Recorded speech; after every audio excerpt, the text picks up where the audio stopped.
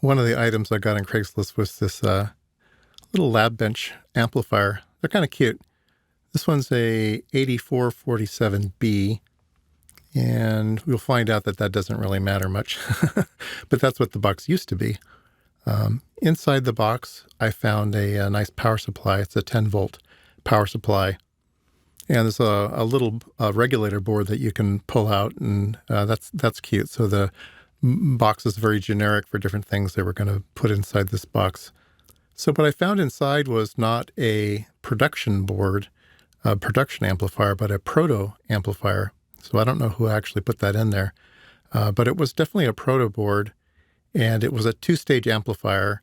So I wanted to see what this amplifier would do. So I've put some leads on the box here, and I've connected it to my 8921 to do a amplifier test, a gain test.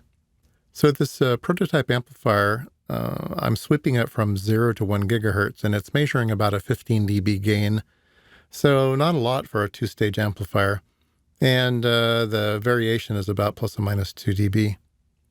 So I decided to remove the amplifier that was in there and replace it with a little amplifier that I already had, which is a 1-stage 30 dB chip that I think has probably better performance. So I'm going to put that in there and try that out.